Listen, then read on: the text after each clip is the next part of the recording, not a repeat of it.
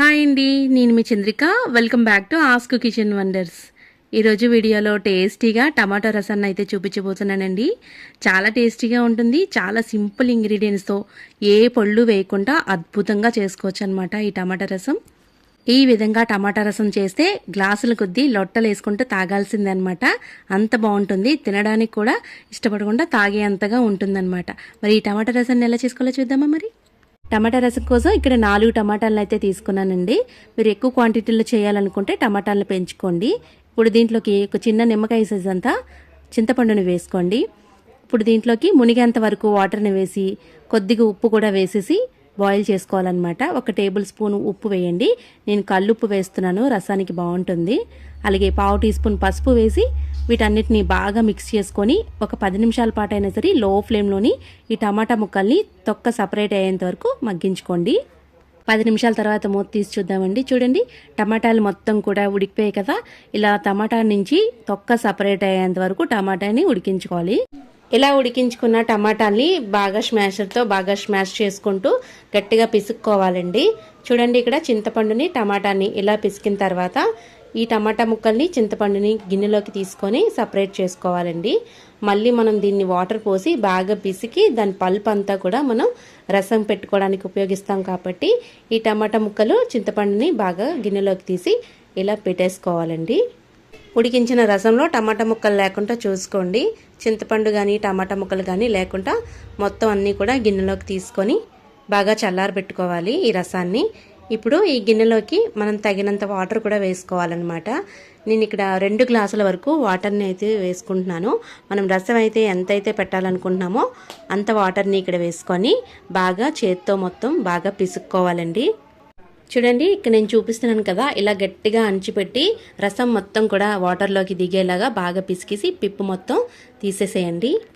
తీసిన తర్వాత ఒక జాలిగరిటె పెట్టుకొని మనం పిసికిన వాటర్ అంతా కూడా ఇలా వడపోసుకోవాలి.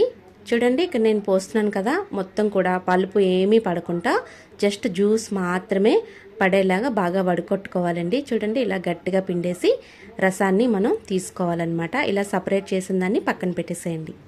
ఒకసారి రసాన్ని బాగా కలిపి పులుపు ఉప్పు దీంట్లోకి సరిపోయిందో లేదో చెక్ చేసుకోవాలండి. ఇప్పుడు దీంట్లోకి 1 టేబుల్ స్పూన్ వరకు కారం వేయండి.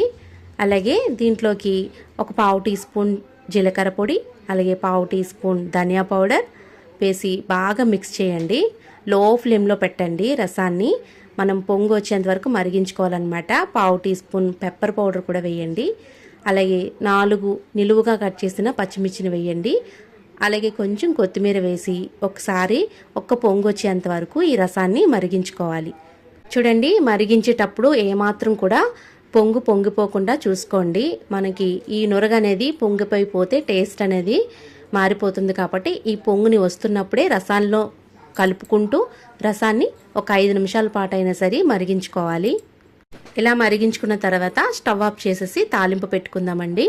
ఇప్పుడు ఒక తాలింపుకి 2 టేబుల్ స్పూన్ల వరకు ఆయిల్ వేయండి. దీంట్లోకి ఆవాలు, మినపప్పు, జీలకర్ర కొద్దిగా వేసుకుంటూ 4 లేదా 5 వెల్లుల్లి రెబ్బలు, 2 ఎండుమిర్చి వేసుకొని బాగా వేయించండి. వెల్లుల్లిపాయలు, ఎండుమిర్చి బాగా వేగిన తర్వాత కొద్దిగా కరివేపాకు వేయండి.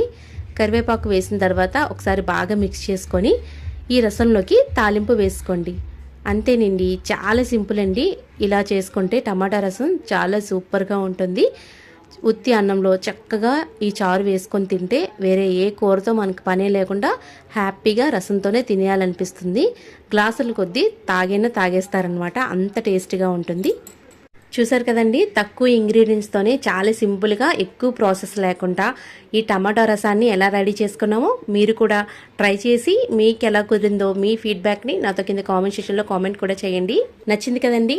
నచ్చిందనే అనుకుంటున్నాను. వీడియో కనుక నచ్చితే లైక్ చేయండి, షేర్ చేయండి. మరిన్ని రెసిపీస్ కోసం మా ఛానల్ని సబ్స్క్రైబ్ చేయండి. Thank you for all.